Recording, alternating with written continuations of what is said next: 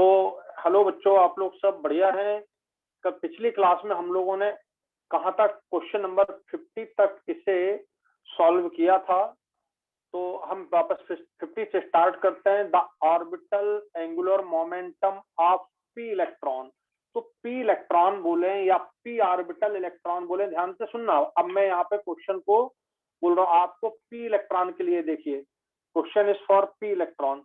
तो आप चाहे पी इलेक्ट्रॉन की बात करें, चाहे आप पी एक्स इलेक्ट्रॉन की बात करें, ऑर्बिटल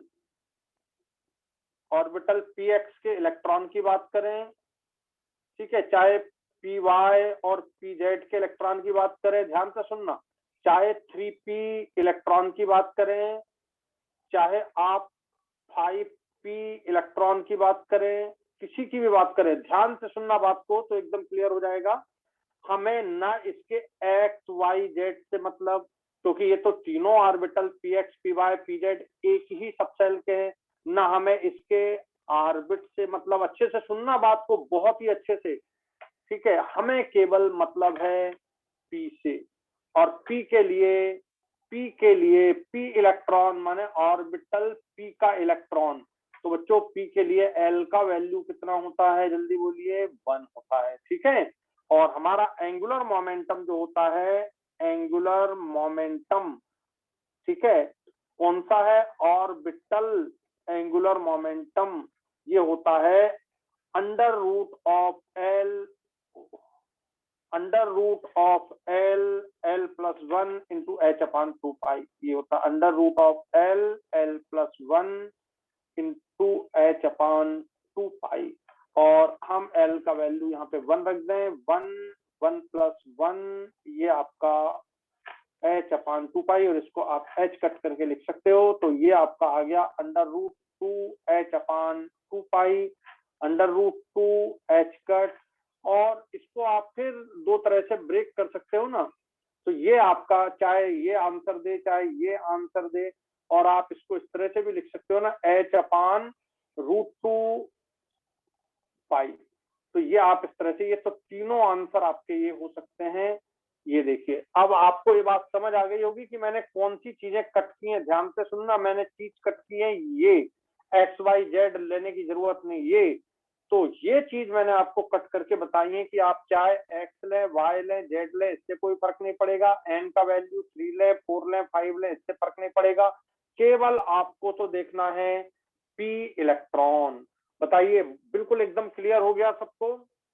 ये बिल्कुल एकदम क्लियर हो गया सबको? Yes sir. ओके, चलिए। तो ये आपका, चाहे तो आप स्क्रीनशॉट ले लें, नहीं तो मैंने वहां जब एल समझाया है आपको, वहां पर ये चीज पूरी क्लियर की है मैंने।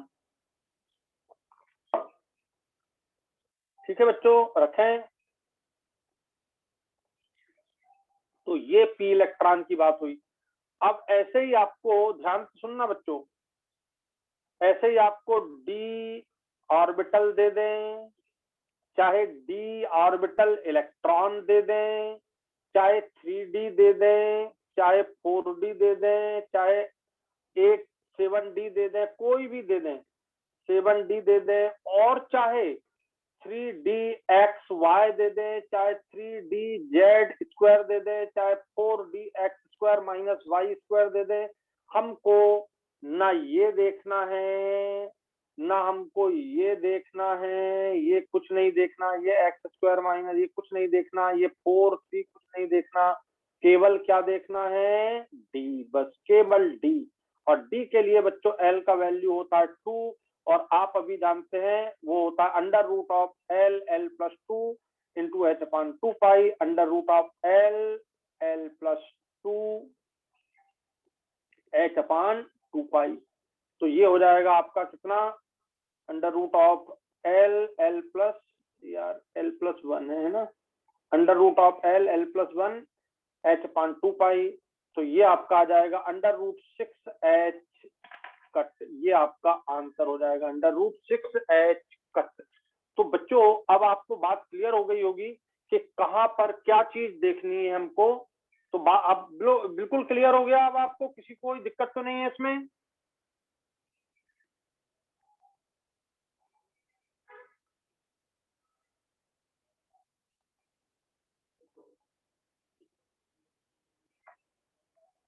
फिर से लेने पड़ जाएंगे।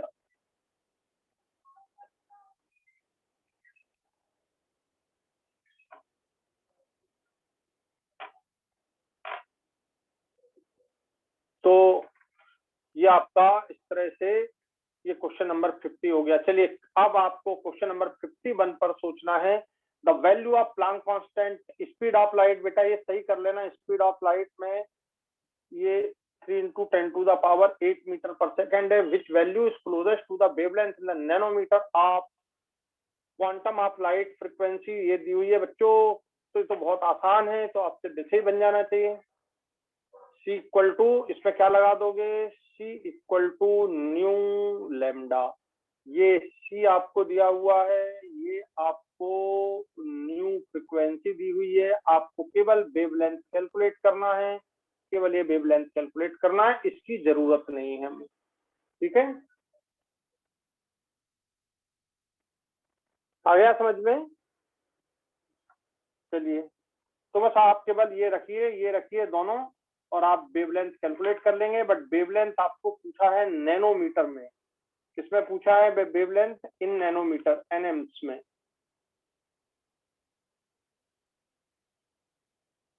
ठीक है, which value is closest in nanometre. ये तो आप पहले मीटर में आएगी, मीटर को नैनोमीटर में कन्वर्ट कर देना, तो ये आपका सॉल्व हो जाएगा, इसमें कुछ भी नहीं था। पहली का क्वेश्चन है, what is the maximum number of electrons that can be associated with the following set of quantum numbers? तो बताइए, n equal to 3, l equal to 1, m equal to -1। what is the maximum number of electrons? maximum number of electrons बताइए, सब पढ़िए। ये कितने के लिए है? n का वैल्यू 3 है बेटा, l का वैल्यू 1 है, और -1 px के लिए भी हो सकता है या py के लिए भी हो सकता है। ठीक है मोहन, मेरी क्लास है, फिर मैं क्लास के बाद जाऊंगा वहां पे, है ना।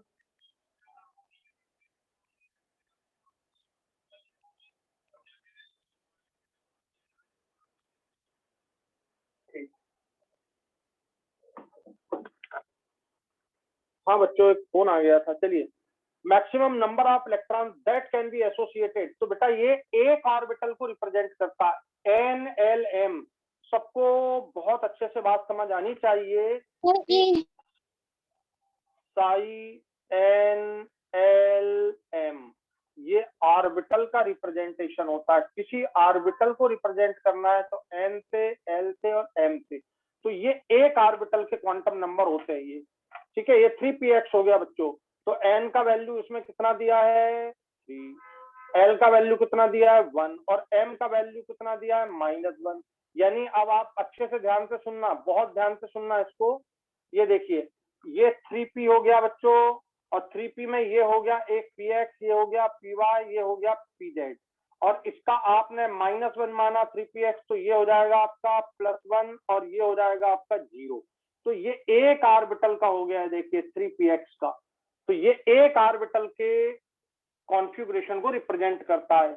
It represents only 1 orbital. तो आंसर हुआ 1 ऑर्बिटल, आंसर हुआ 1 ऑर्बिटल। अगर ये क्वेश्चन इलेक्ट्रॉन के लिए होता, ध्यान से सुनना बच्चों, अगर ये क्वेश्चन इलेक्ट्रॉन के लिए होता तो एक ऑर्बिटल में कितने इलेक्ट्रॉन हो सकते हैं? 2, जिनके स्पिन अपोजिट होते हैं, पाउली रूल होता है बच्चों। तो ये देखिए, ये इलेक्ट्रॉन होता तो 2 इलेक्ट्रॉन के लिए ये एक ऑर्बिटल में एकोमोडेशन हो सकता है।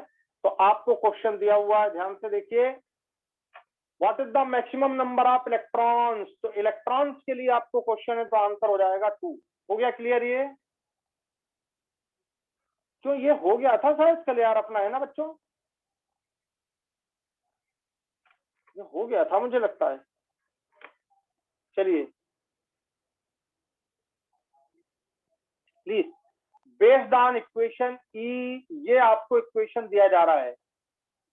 ठीक है, certain conclusions are written, which of the following is not correct, is not correct। तो जब आप क्वेश्चन सॉल्व करें तो आप ये जरूर देख लें नॉट करेक्ट है। तो यहाँ पर -2 पॉइंट आपने ये लिखा था 21.79 इंटू 10⁻⁻19 जो मैंने लिखवाया था, और एक यहाँ पे पॉइंट का चेंज आ गया। तो अब आपको समझ आ गया होगा कि 2.179 into 10⁻⁻18 into z² / n²। The larger the value of n the larger is the orbit. बिल्कुल सही, कोई दिक्कत ही नहीं है इसमें। n का वैल्यू 1 2 3 4 अगर होते जाए तो न्यूक्लियस से सबसे पहला ऑर्बिट सबसे पास होगा, सेकंड ऑर्बिट और दूर होगा, थर्ड ऑर्बिट और दूर होगा, फोर्थ ऑर्बिट और दूर होगा। तो the larger the value of n larger is the orbit radius. तो रेडियस आपकी बढ़ते चली जाएगी, ये रेडियस, ये रेडियस, ये रेडियस, ये रेडियस, तो रेडियस आपकी बढ़ते चली जाएगी। बोलो क्लियर हो गया? तो ये बहुत सिंपल था।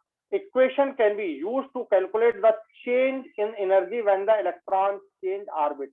बच्चों n का वैल्यू 1 रख दीजिए, n का वैल्यू 2 रख दीजिए यहाँ पर, तो आप n1 से n2 में चेंज आप एनर्जी कैलकुलेट कर सकते हो कि नहीं? अपन ने कैलकुलेट किया था 10.2 इलेक्ट्रॉन वोल्ट इन हाइड्रोजन एटम, ये आपने कैलकुलेट कर चुके हो। तो ये भी आंसर करेक्ट है, ये भी आंसर करेक्ट, मतलब आंसर नहीं, ये भी स्टेटमेंट करेक्ट है, ये भी स्टेटमेंट करेक्ट है, पर आपको क्वेश्चन पूछा है नॉट करेक्ट। तो ध्यान से सुनिए।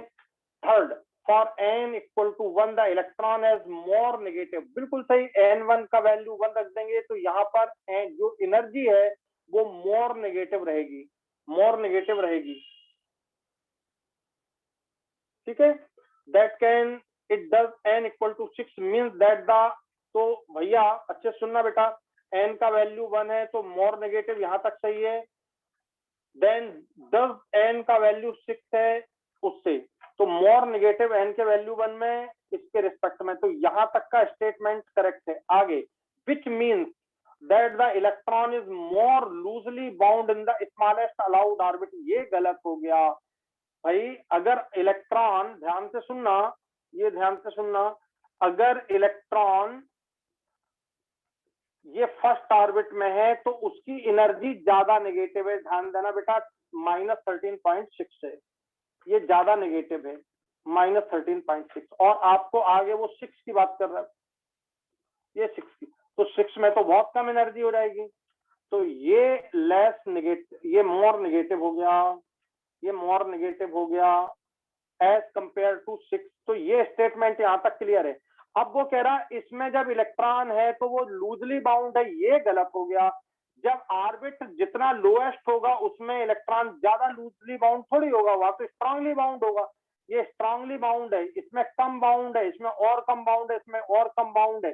तो इलेक्ट्रॉन की जो बाइंडिंग एनर्जी है वो जैसे जैसे ऑर्बिट बढ़ता जाएगा बाइंडिंग एनर्जी कम होते जाएगी। तो ये स्टेटमेंट इसका यहाँ पर आप देख रहे हैं रॉन्ग है। ये देखिए, which means that, जिसका मतलब है that the electrons more loosely bound in the smallest orbit, माने इसमें लूजली बाउंड हो गया, गलत, इसमें तो स्ट्रांगली बाउंड हो गया, इसमें लूज बाउंड होगा, लूजली बाउंड होगा इसमें। ठीक है, बात क्लियर हो गई आपको? तो ये स्टेटमेंट आपका गलत है, मतलब आपका यही आंसर करेक्ट है। और आगे, the negative sign equation simply means that the energy of electron bound to nucleus is lower than it would be electrons were at infinite distance from the nucleus। तो बताइए ये बात क्लियर हुई कि नहीं आपको? हेलो, कुछ लोग अनम्यूट रखो भाई, कुछ लोग अनम्यूट रखो। तो ये बात क्लियर हुई कि नहीं आप लोग को? Yes sir. Yes sir.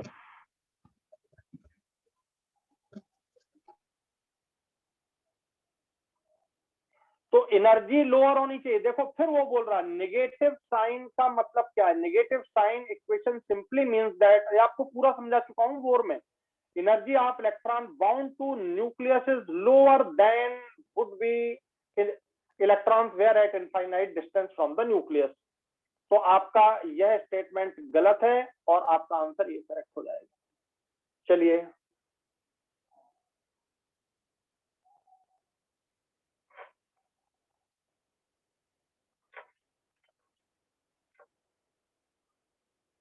तो क्वेश्चन इज वेरी सिंपल बच्चों, बट आपको बहुत केयरफुली पढ़ना है। what is the maximum number of orbitals that can be identified with the following quantum number? Maximum number of orbitals की बात की जा रही है यहाँ पर, मैक्सिमम नंबर ऑफ ऑर्बिटल।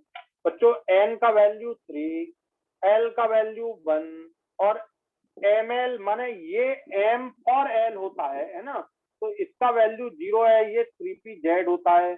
आपको ध्यान अब भी मैंने लिखा था कि अगर आपने 3 ऑर्बिटल बनाए p के तो -1 px के लिए, +1 py के लिए, 0 pz के लिए होता है। यदि इसको आपने +1 दिया तो ये -1, ये 0 pz के लिए, माने वो किसी एक ऑर्बिटल की बात कर रहा है। तो ये 3pz ऑर्बिटल हो गया, n का वैल्यू 3 है, l का वैल्यू 1 है, ये 3 है, ये p के लिए 1 है और z के लिए m का वैल्यू होता है 0। ये एक ऑर्बिटल की बात हो रही है, तो answer is 1 orbital, answer is 1 orbital. बोलो क्लियर हो गया आपको? Yes sir. तो यहाँ पर एक ऑर्बिटल की बात की जा रही है, ठीक है। Calculate the energy in joule corresponding to the light of wavelength 45 nm। तो बच्चों तो बहुत आसान है यार,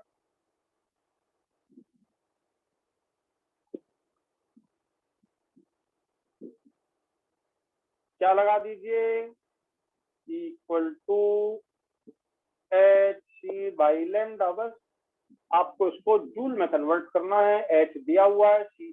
अच्छा, h और c का मल्टीप्लाई कितने बच्चों ने किया? मैंने तो नहीं किया था, आपको दिया था, लेकिन आपको equal to h 6.626 into 10⁻⁻34, c होता है 3 into 10⁸ metre per second upon lambda है 45 nm। nm को आप 10⁻⁻9 से मल्टीप्लाई कर दीजिए, मीटर में कन्वर्ट हो जाएगा।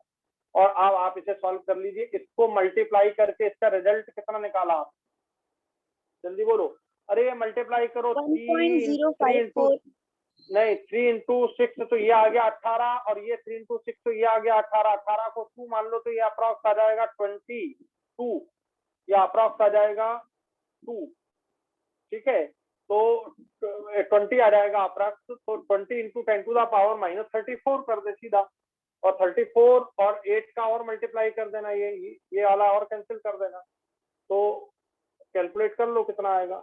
2 इंटू 10⁻⁻25 डिवाइडेड बाई 45 इंटू 10⁻⁻9।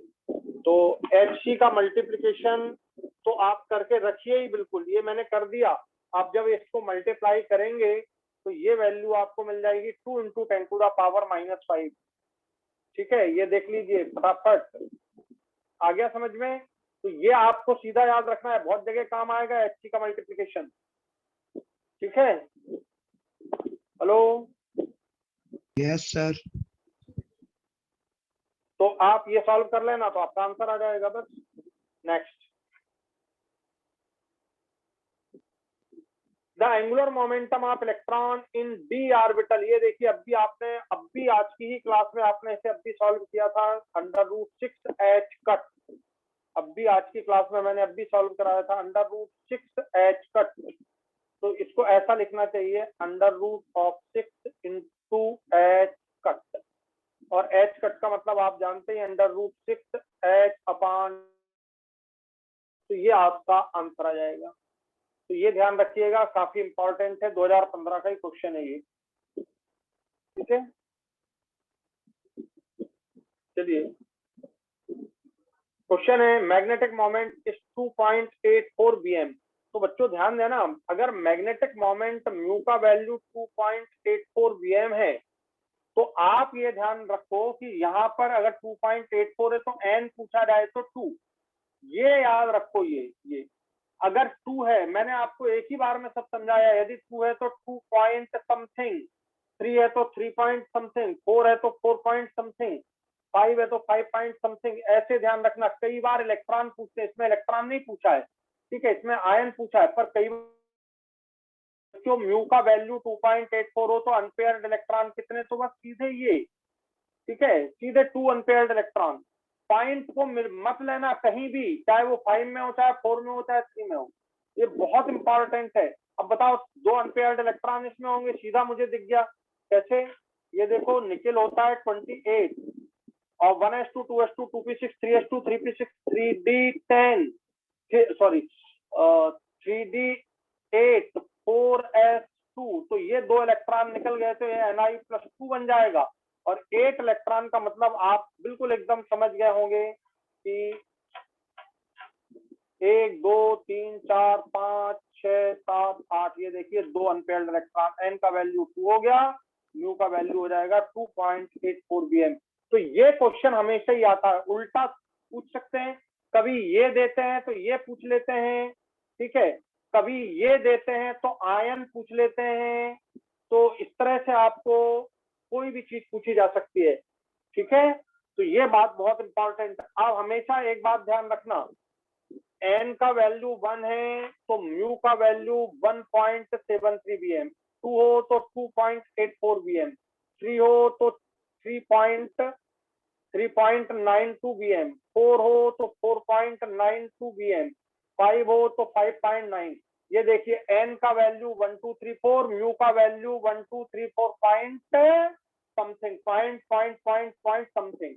तो बिल्कुल डरने की जरूरत नहीं, अगर ये दिया जाए तो सीधा ये लिख देना।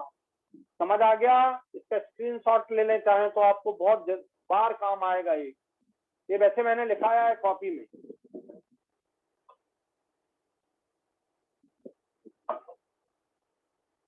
तो किसी में जैसे Mn+5 दिया जाए, Mn+2 दिया जाए, तो बच्चों Mn+2 का मतलब 3d5 4s2 होता है, 2 इलेक्ट्रॉन निकल गए, तो ये देखिए 5 इलेक्ट्रॉन अनपेयर, तो ये 5 पॉइंट समथिंग। तो ऐसा आप रिवर्स क्वेश्चन और फॉरवर्ड क्वेश्चन कर सकते हैं। बोलो क्लियर हो गया? बोलो क्लियर हो गया कैसे इसको Yes, सोचना sir. है?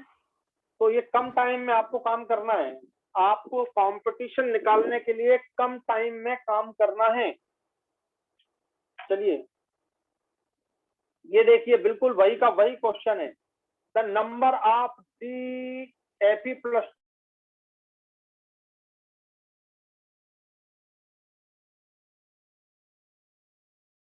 Not equal to number of the electron in which one of the following. अब आपको इसमें से सिलेक्ट करना बहुत सिंपल है। देखो Fe का मतलब होता है 3d6 4s2, ये Fe में होता है, और +2 का मतलब तो बच्चों ये 2 इलेक्ट्रॉन निकल गए, d6 बचा, और d6 में ये जो d6 बच रहा है तो 6 इलेक्ट्रॉन है डी में, ये 6 इलेक्ट्रॉन है डी में।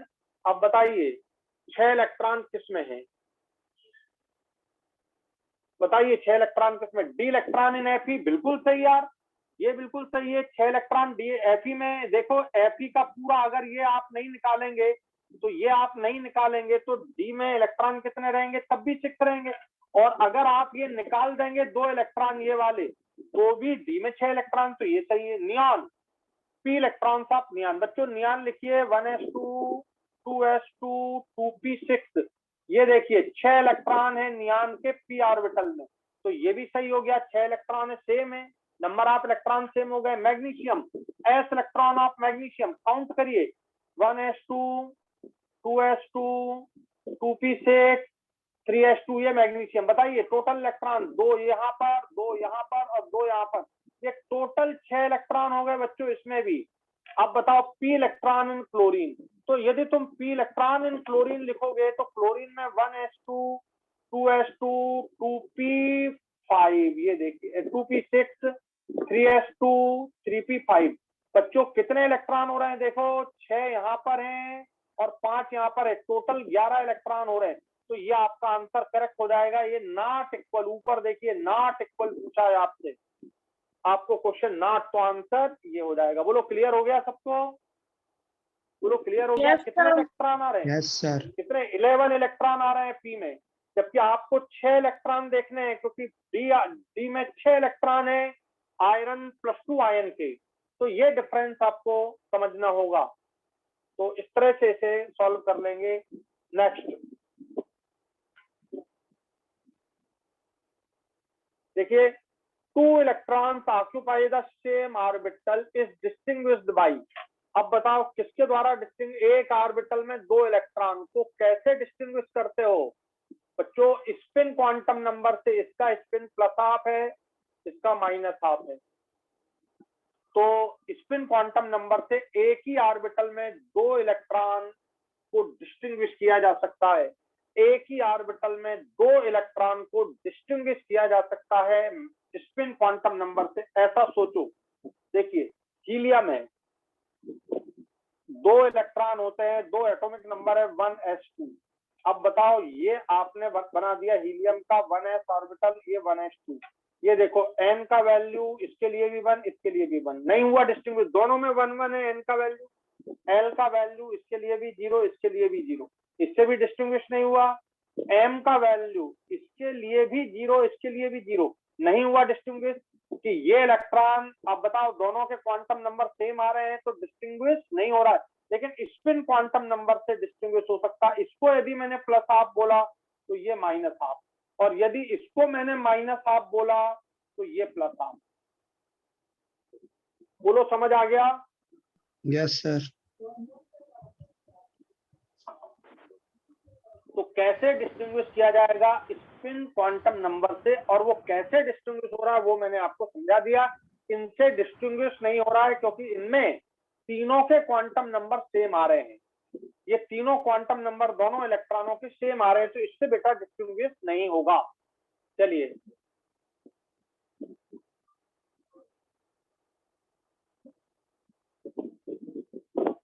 अब इस क्वेश्चन नंबर 60 को सॉल्व करना है, ध्यान से पढ़िए।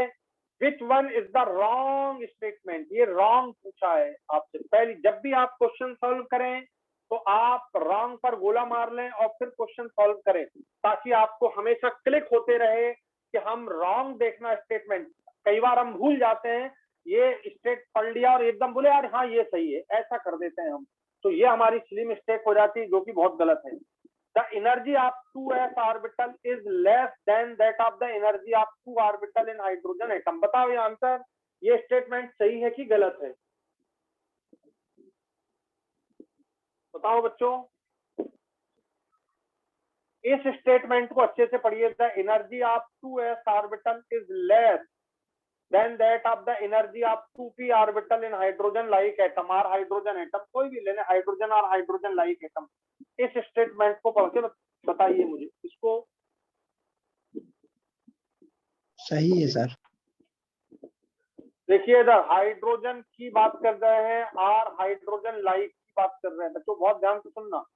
1s, ये मैंने एनर्जी वाले में बहुत अच्छे से आपको समझाया है। 1s उससे ज्यादा एनर्जी होती है 2s, और 2p की एनर्जी बराबर होती है।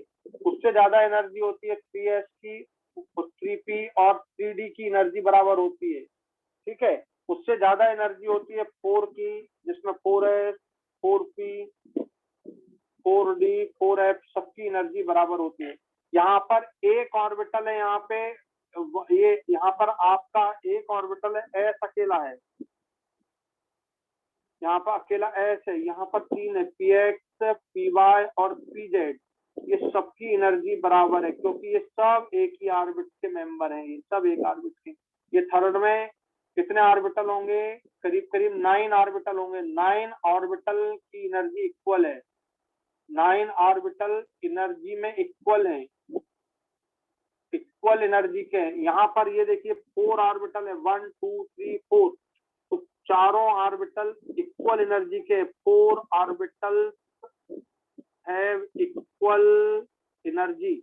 यहाँ पर 16 ऑर्बिटल, एक इसमें है, 3 इसमें है, 5 इसमें है और 7 इसमें है। ऐसे टोटल मिला के 16 ऑर्बिटल। इसका n का स्क्वायर कर देंगे तो भी आ जाएगा आपका, n का वैल्यू 4 रखिए तो भी आ जाएगा। 16 ऑर्बिटल इक्वल एनर्जी के हैं, इक्वल एनर्जी के हैं।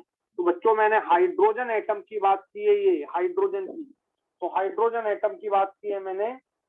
और ये अब आपका आंसर, ये आपका स्टेटमेंट ये करेक्ट है। 2s और 2p की एनर्जी इक्वल होती है, बट ये होती है हाइड्रोजन के लिए।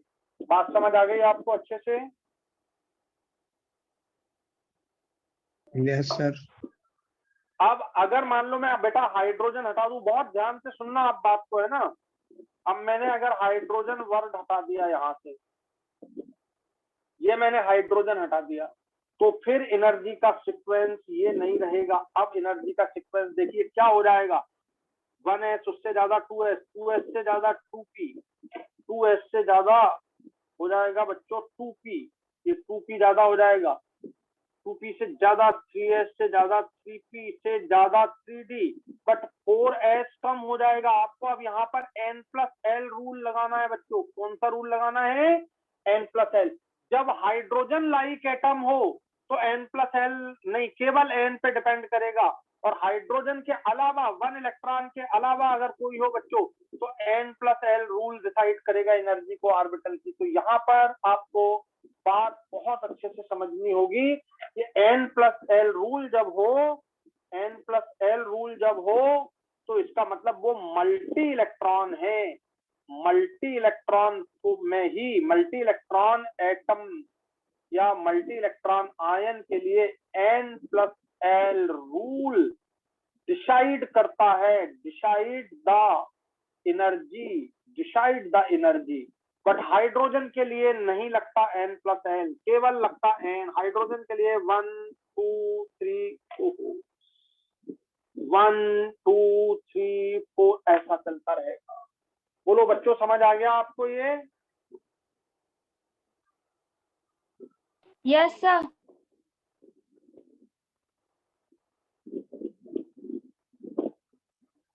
चलिए, तो ये स्टेटमेंट करेक्ट है, बट आपको रॉन्ग पूछा है तो अपना आंसर नहीं है, स्टेटमेंट इज करेक्ट है। हमारा आंसर अभी ये नहीं है।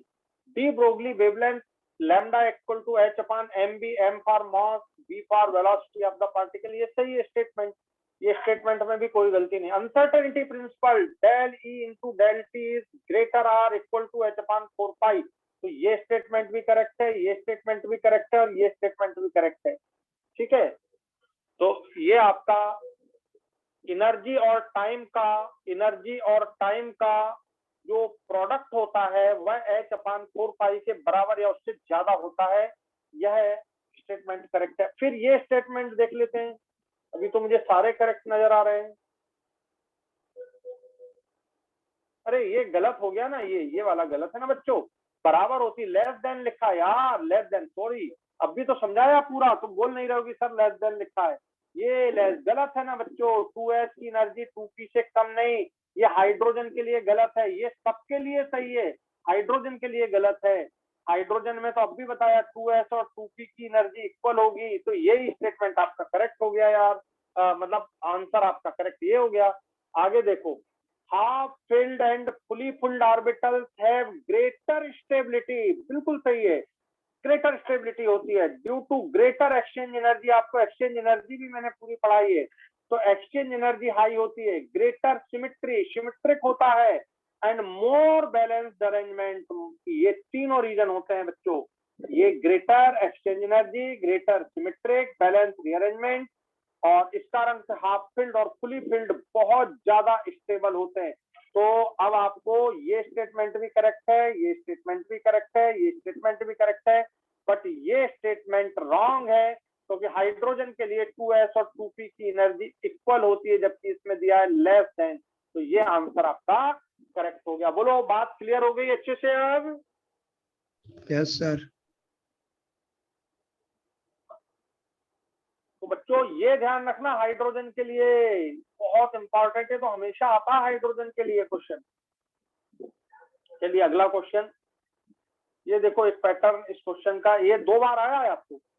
द एलिमेंट Z114, बताइए, मैंने आपको पूरा अच्छे से समझाया है। एटॉमिक नंबर यदि 114 होता है तो किस ग्रुप का मेंबर हो जाता है? बताइए जल्दी से। 14 ग्रुप का मेंबर हो जाता है।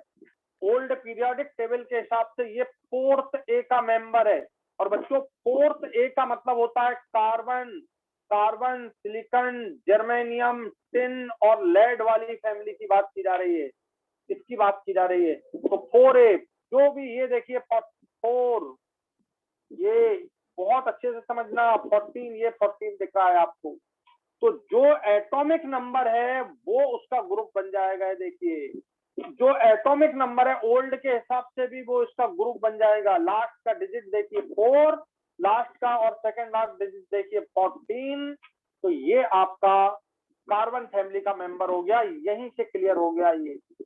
ठीक है, और ये 114 वाला एलिमेंट है, तो आपको ये देखिए carbon, silicon, germanium, tin, lead और उसके नीचे अन्य क्वाडियम जिसका एटॉमिक नंबर होता है 114 होता है, ये आ जाएगा अनन क्वाडियम। समझ आ गया?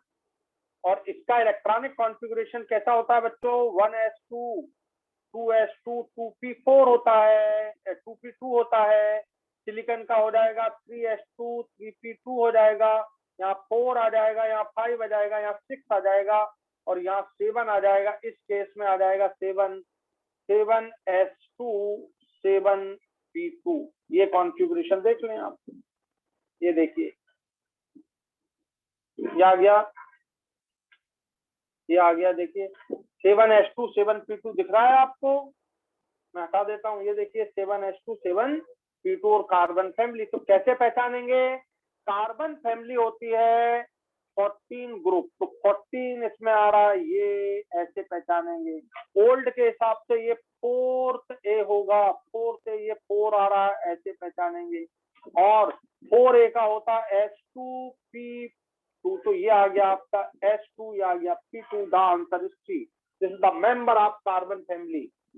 आ गया समझ में अच्छे से बच्चों? कैसे क्वेश्चन सॉल्व करते हैं इसको?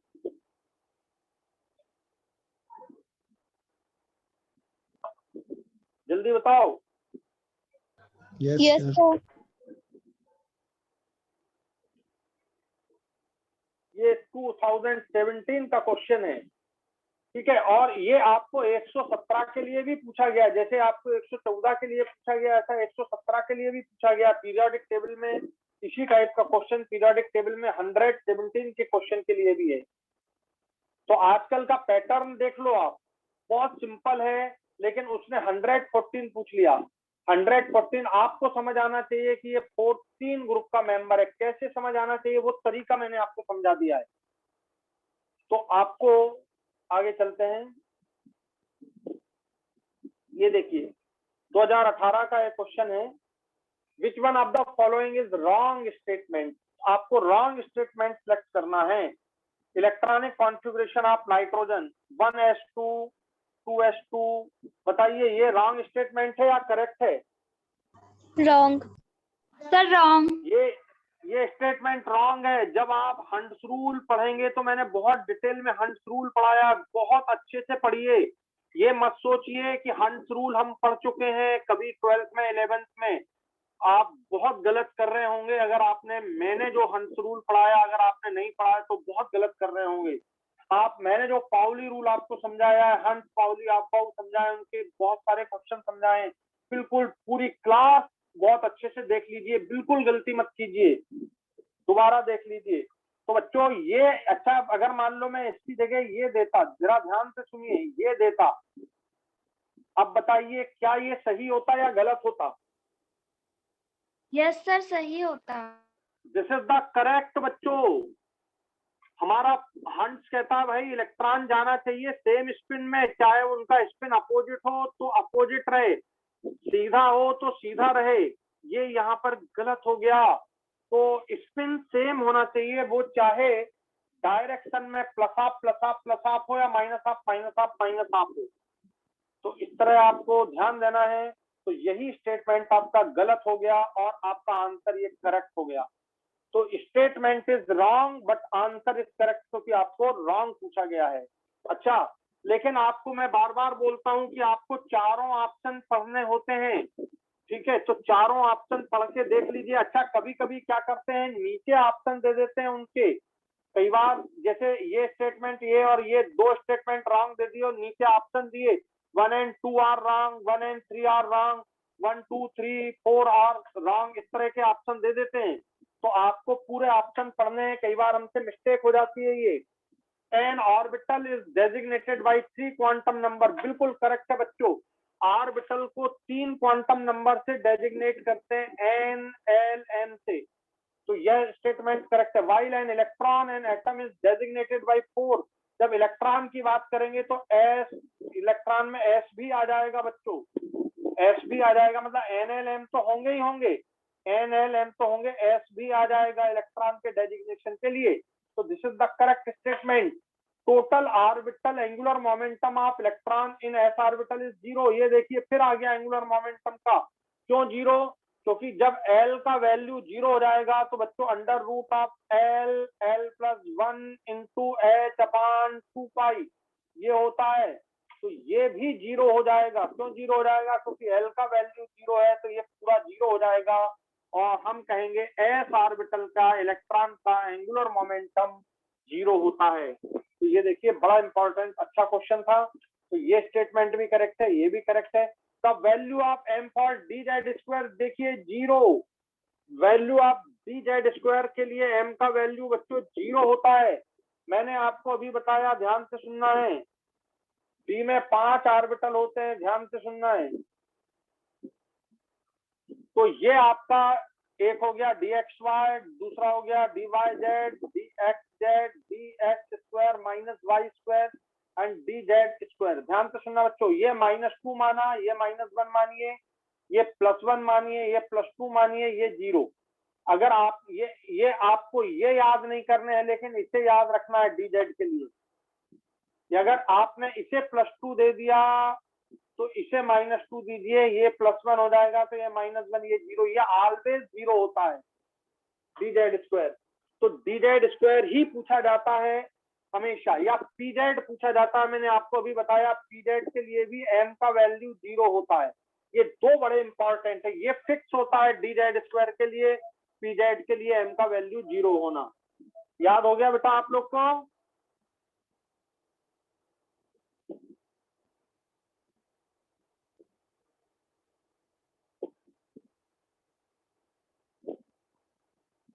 क्वेश्चन नंबर, ये तो बहुत ही आसान है। Which of the following series of the transition in spectrum of hydrogen atom falls in visible region? बच्चों विजिबल रीजन में तो गिरता है इलेक्ट्रॉन, तो बामर सीरीज बनती है जहां n का वैल्यू ऑलवेज 2 और n1 का वैल्यू और n2 का वैल्यू 3, 4, 5, 6 कुछ भी हो सकता है। याद है? बताओ सब मुझे, लाइमन सीरीज किसमें बनती है? लाइमन सीरीज किसमें बनती है? Ultraviolet reason. लाइमन अल्ट्रावायलेट में, बामर विजिबल में, पास्चन इंफ्रारेड में, ब्रैकेट इंफ्रारेड में, फुंड इंफ्रारेड में और हम्फ्री भी इंफ्रारेड में। तो ये बामर सीरीज का क्वेश्चन, और बड़ा तो मतलब बहुत बच्चों जैसा क्वेश्चन है, आपके लेवल का है ही नहीं, लेकिन फिर भी आया है। तो देखते हैं आगे। देखिए 4d, 5p, 5f, 6p orbital are arrange in the order of decreasing energy. Decreasing energy का ऑर्डर आपको बनाना है। हाँ, अब बच्चों इसमें n+l रूल लगा दीजिए और डिसाइड कर दीजिए कि क्या आंसर होना चाहिए। तो n+l किसी भी ऑप्शन को ले लीजिए। तो बच्चों 5f के लिए ये मैं पहला ऑप्शन ले रहा हूँ, सही नहीं है, ये ऑप्शन दे रहा हूँ। ये 5f के लिए 5 + 3 हो गया, ये हो गया 8। 6p के लिए 6 + 1 ये हो गया 7।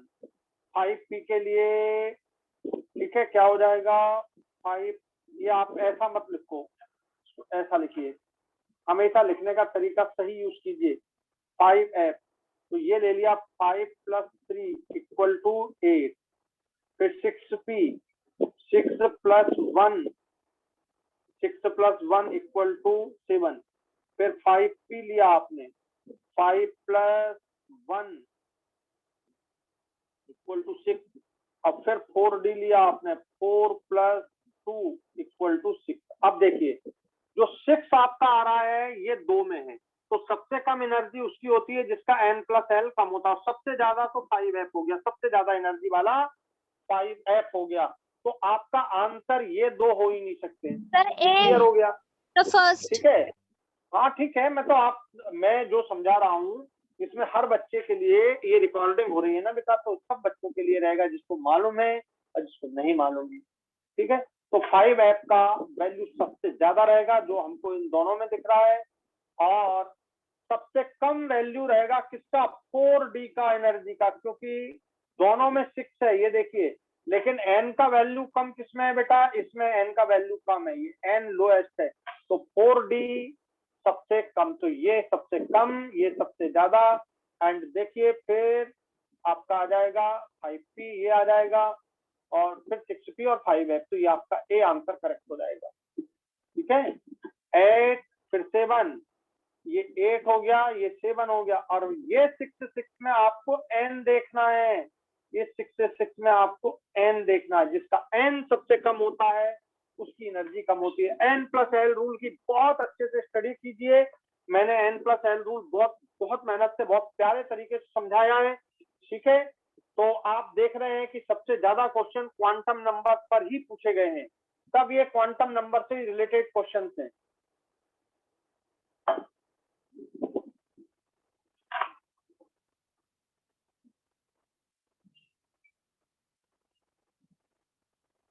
ये देखिए 2020 का आप अब भी कैलकुलेट कर चुके हैं, calculate the spin only magnetic moment of Cr+2।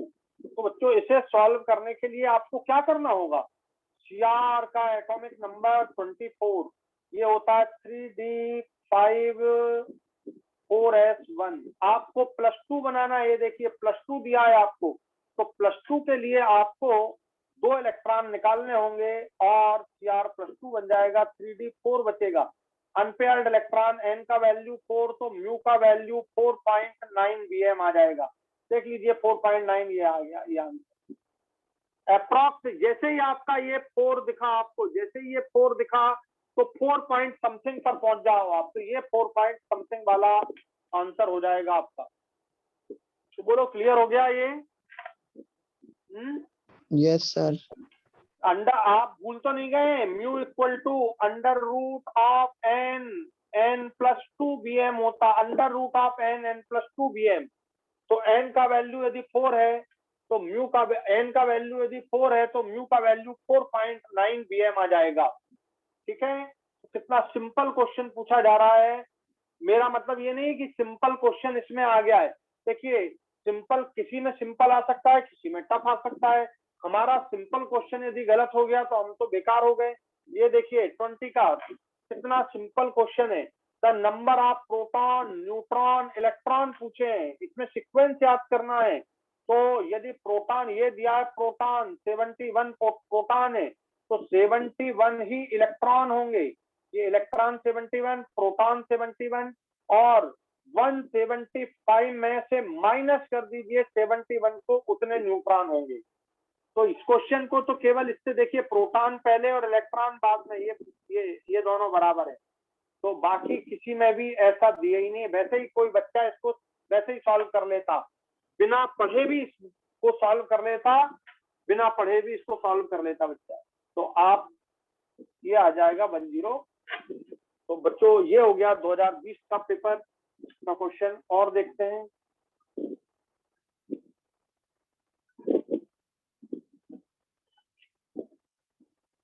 ये देखिए ये वही क्वेश्चन है 2018 में, मतलब फिर से मैंने वहां पे टिक करना भूल गया था, तो यहाँ पे आप देख लें, कोबाल्ट होता है 3d7 4s2, क्रोमियम होता है 3d5 4s1, आयरन होता है 3d6 4s2, निकेल होता है 3d8 4s2।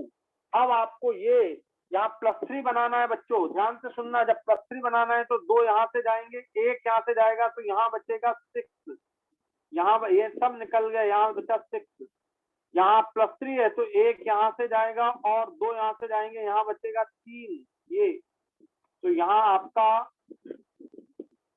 3 बचेगा, ये 3 बचेगा, यहाँ आपका 6 बचा, ये 6 है, यहाँ +3, तो 2 यहाँ से जाएंगे, 1 यहाँ से, यहाँ पे 5 बचेगा, ये सब चले गए, और यहाँ से ये 2 चले गए, तो अनपेयर्ड इलेक्ट्रॉन बच्चों कोबाल्ट +3 में 6 होने के कारण अनपेयर्ड इलेक्ट्रॉन n का वैल्यू 4 है, यहाँ पर n का वैल्यू 3 है, यहाँ पर n का वैल्यू 5 है, और यहाँ पर n का वैल्यू D8 है, तो n का वैल्यू 2 है। बस अब आप देख लो, अब आप मैच कर लो, म्यू इक्वल टू होता है √n, काफी बड़ा क्वेश्चन है ना, तो आप जरा सोचो तुम कि 2 का यदि 2 हो तो 2.2 हो तो ये आ जाएगा, ये देखिए 2.84 आ जाएगा इसमें, ठीक है। 5 हो तो ये आ जाएगा 5.9, 36 होता है ना, तो 35 पे 3 हो तो ये आ जाएगा, ये वाला ये आ जाएगा, नहीं ये 4 के लिए आएगा, है ना, एक मिनट, ये 4 के लिए आपका आ जाएगा और ये 3 के लिए आ जाएगा। ये आ गया समझ में, आ गया समझ में कि नहीं आया? अरे ये 3.9 आ गया, ये 4.84 हो गया, ये 1.73 हो जाएगा। इसमें एक अनपेयर्ड इलेक्ट्रॉन, अच्छा इसमें 5 ऑप्शन दिए, ये काम का ऑप्शन नहीं है ये वाला, ध्यान से सुन लो, ये ऑप्शन आपके काम का नहीं है ये वाला ऑप्शन। ये यहाँ 4 आप दिए और यहाँ 5 दिए हैं, तो एक आपको एक्स्ट्रा दिया जा रहा है, ये वाला आपके काम का नहीं है ये वाला। तो ऐसे आप मैच कर लेना। ये देखो यहाँ 4 हैं और यहाँ 5 हैं, तो आपकी मैचिंग जो होगी इसकी कभी नहीं होगी।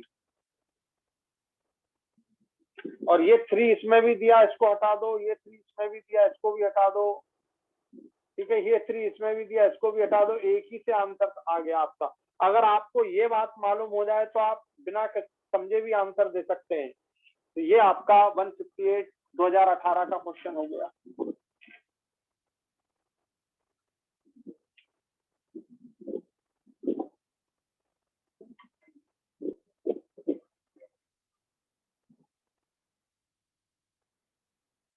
ये हो गए आपके पूरे, ये टोटल 2020 तक के पूरे मैंने आपको सॉल्व करा दिए।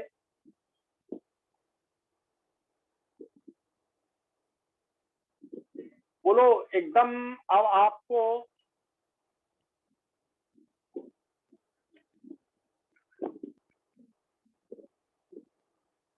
बताइए, अब आपको एकदम सारी बातें आपको एकदम क्लियर हो गई कि नहीं? कैसे क्वेश्चन आते हैं, कितने सिंपल थे, कितने सिंपल क्वेश्चन थे। आप सोचो, लेकिन आपको पढ़ना पूरा पड़ेगा। मैंने ये मेरा ऑब्जर्वेशन है कि आप एनसीईआरटी की बहुत प्यारे तरीके से स्टडी कीजिए। यदि आप मेरी कॉपी पढ़ते हैं जो मैंने आपको पढ़ा रहा हूँ, मैं गारंटी देता हूँ कि एक भी क्वेश्चन कभी बाहर नहीं जाएगा, मतलब नहीं जाएगा। पूरी बुक में all over the from chapter 1 to last chapter 32 एक भी क्वेश्चन कभी आज तक बाहर नहीं गया है, ना आगे कभी जाएगा। आप बहुत अच्छे से बस क्लास अटेंड कीजिए। चलिए रखते हैं। Thank you very much. जय हिंद, जय भारत।